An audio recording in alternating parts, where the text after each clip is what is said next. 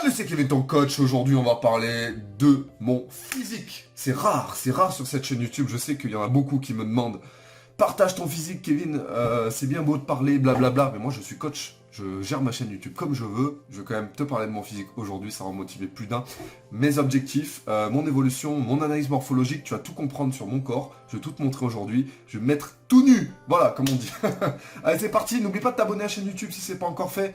Parce que je vais continuer évidemment sur cette chaîne YouTube à te transmettre tout ce que je sais, à te motiver, etc. Donc voilà mon physique actuel.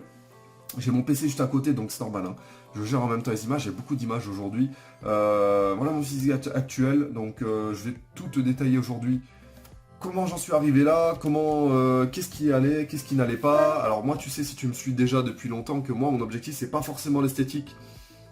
Parce que si tu me suis sur Instagram, par exemple, tu sais que voilà, je vise à être athlète de haut niveau. Et pas forcément esthétique, je m'en fous un petit peu, enfin, c'est secondaire, on va dire. Même si des fois, j'aime bien quand même.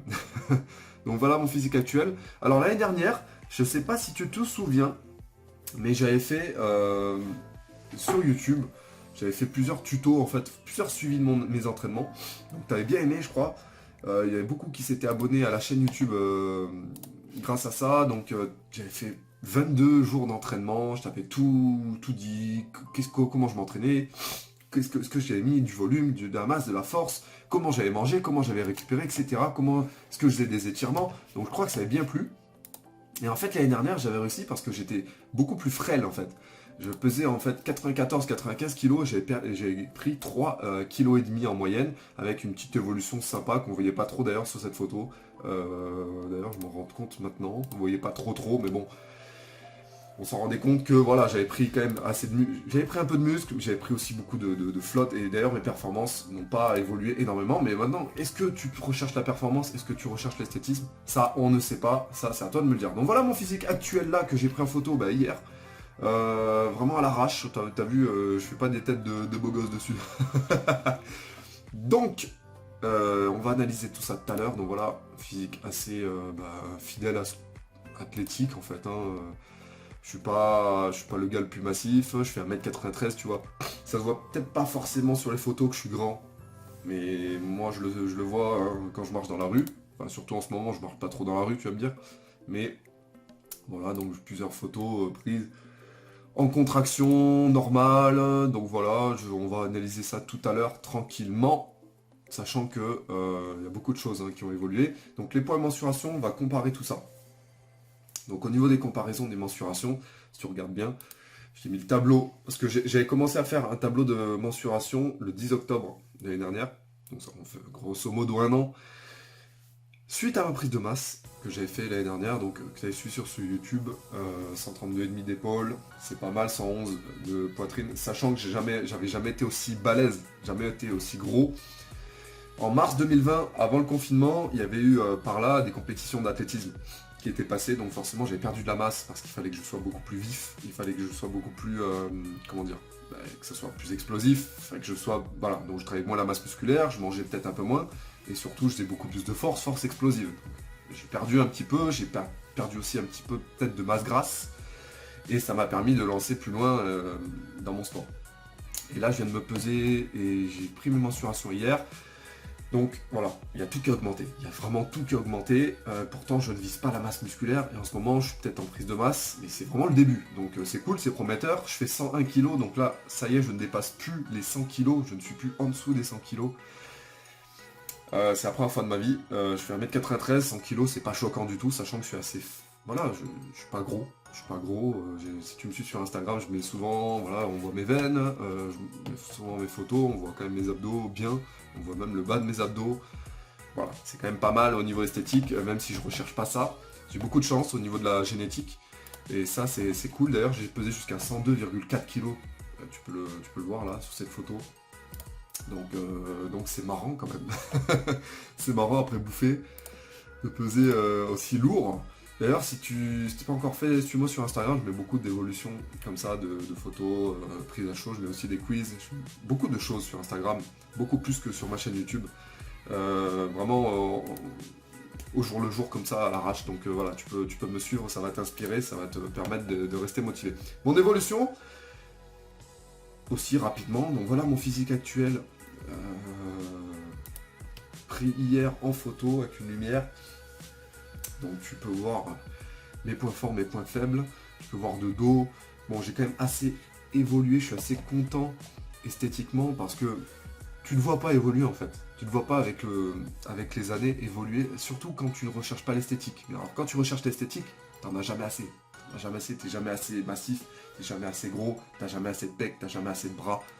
Et voilà, et moi c'est au niveau de la performance que je veux évoluer. Regarde, l'année dernière en septembre 2019 et maintenant, on voit surtout une évolution au niveau de la définition musculaire. J'ai perdu aussi légèrement les pectoraux. Pourquoi? Parce que je ne fais quasiment pas les pectoraux, j'en ai pas trop besoin esthétiquement parlant, mais moi j'en ai besoin pour mon sport et j'en ai vraiment besoin en étirement surtout, parce que pour les lancer, mon bras s'étire énormément.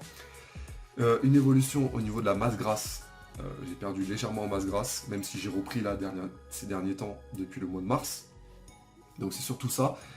Une évolution au niveau des performances, mais ça tu t'en fous, c'est vraiment au niveau de l'esthétique aujourd'hui qu'on parle. Donc voilà, je suis assez content, et au niveau des jambes aussi, j'ai beaucoup évolué. Et au niveau des points forts, ce sont toujours les mêmes points forts. Et si tu me connais, tu connais mes points forts. Donc mes points forts c'est quoi? C'est tout simplement au niveau du haut du corps, les pectoraux, et c'est à peu près tout. Il y a aussi, je dirais, le dos. Le dos c'est quand même un de mes points forts, pourquoi? Parce que j'arrive à soulever assez lourd. Au niveau du dos même, après, et d'ailleurs ça c'est mon père qui me l'a légué, merci papa.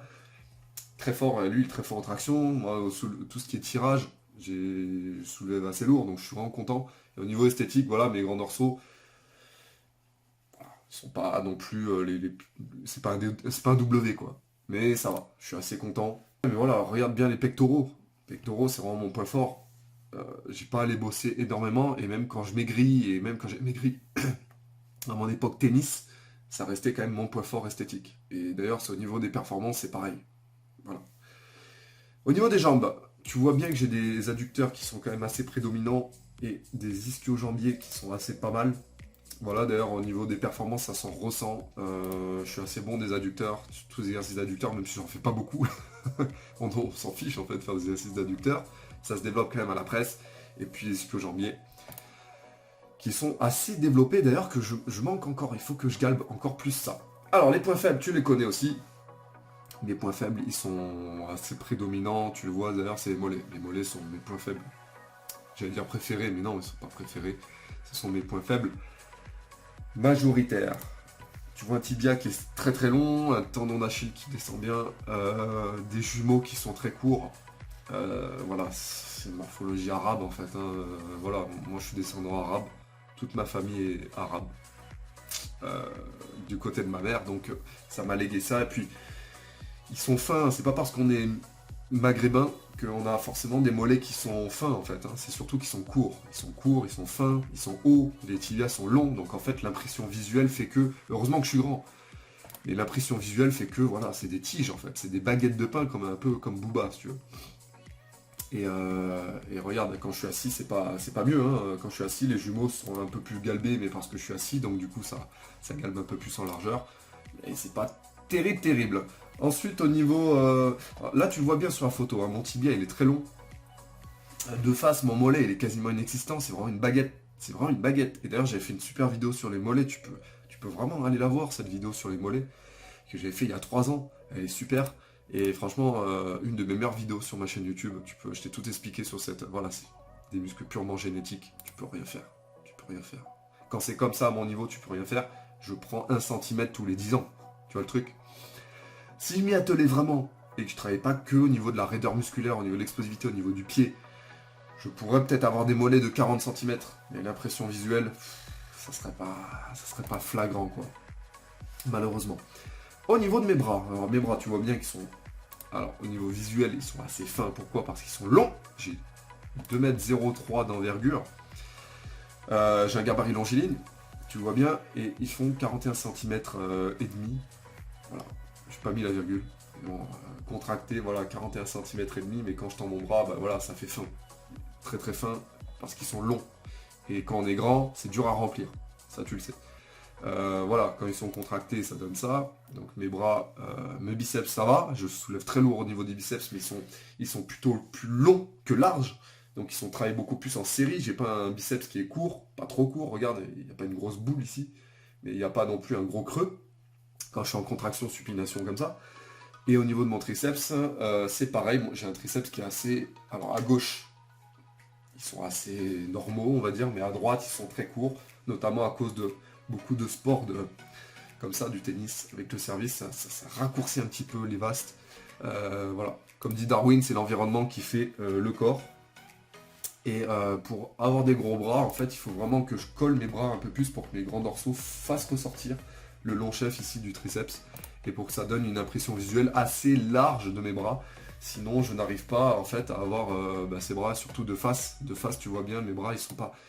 Ça fait pas des gros bras, tout simplement parce que, voilà, encore une fois, je suis grand et je suis longiligne. Mes épaules maintenant, voilà, mes épaules, c'est bien et c'est pas bien. C'est pas mon point faible esthétique le plus, mais disons que je pourrais les avoir plus larges. J'ai pas des clavicules super longues, super larges, mais elles sont pas non plus étroites. Je suis quand même taillé en V. Mais, je pourrais avoir des épaules beaucoup plus fortes déjà dans un premier temps, parce que au niveau de la performance, mes épaules sont pas top. Et au niveau esthétique, je pourrais avoir des deltoïdes beaucoup plus larges, beaucoup plus grâce aux élévations latérales par exemple.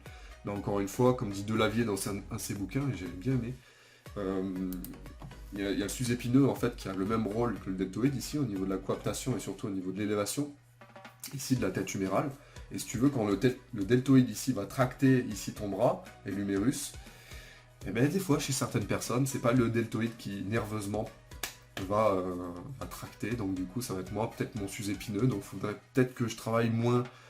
Déjà, il faut que je fasse plus les épaules, et puis il faudrait peut-être que je travaille plus à la poulie, à l'élastique, je sais pas. Il faut trouver une méthode qui pourrait fonctionner sur moi, mais voilà, encore une fois, c'est pas mon point, c'est pas ce que je veux développer, donc voilà, ça m'inquiète pas plus que ça. On va dire les épaules, c'est pour ça que j'ai mis en dernier, c'est vraiment les mollets et les bras, mes points faibles, esthétiques, et d'ailleurs au niveau des performances, même si, encore une fois, au niveau des biceps, je t'avais pas dit, au niveau de la perf, je t'en parlerai dans ma vidéo sur l'entraînement. Mais je soulève assez lourd au niveau des curls. Je peux soulever 70 kg facile au niveau des curls. Enfin, facile. Tout est relatif. Donc, par contre, au niveau des triceps, j'ai beaucoup progressé, je suis content. Au niveau de la masse grasse, qu'est-ce que ça a donné cette évolution depuis quelques années? Je suis assez sec de base. Je suis vraiment assez sec de base. Voilà. Je suis pas gros. Je suis vraiment pas gros. Je le serai jamais. Normalement, ici, au niveau de mon V, ici au niveau de mon V en bas des abdos, on va l'appeler comme ça, on voit les veines d'habitude. Mais là, depuis quelques temps, on les voit plus. Donc mon taux de masse grasse a augmenté, ça je le sais, je le sens. Quand je m'assois, je vois un peu plus le pli au niveau de mon ventre. Je le sens, je suis peut-être plus lourd qu'avant. Avant, j'étais vraiment sec, on le voyait bien. Et le truc, c'est que, voilà, en vidéo, on le voit pas trop parce que la lumière est pourrie, vraiment pourrie, mais on voit encore ce V au niveau des obliques. Mes abdos, quand je les contracte, on arrive quand même à voir encore mes grands droits se contracter. Ça dépend ce que j'ai mangé parce que je suis vraiment sujet à avoir le ventre qui gonfle vite. Donc voilà, mon taux de masse grasse peut-être se situe entre 11, allez, je dirais grosso modo entre 10,5 et 12. Je sais pas exactement où il se situe. Donc voilà, mais c'est pas ce qui m'inquiète le plus, puisque moi ce que je veux c'est grossir avant tout, on verra dans les objectifs. Moi, ce que j'ai envie de continuer, c'est de développer ma force, surtout mes performances au niveau de l'entraînement. On va parler de l'entraînement dans une autre vidéo, ainsi que l'alimentation. Et mes objectifs sont très simples, augmenter tout simplement mon poids de corps avec mes performances, avoir un rapport poids-puissance qui est super pour pouvoir lancer plus loin dans mon sport. Et puis après, quand ma carrière, en fait, athlétique, c'est-à-dire quand j'aurai 40, 42 ans, 45 ans, ça sera terminé, eh bien, on reprendra peut-être les choses sérieuses.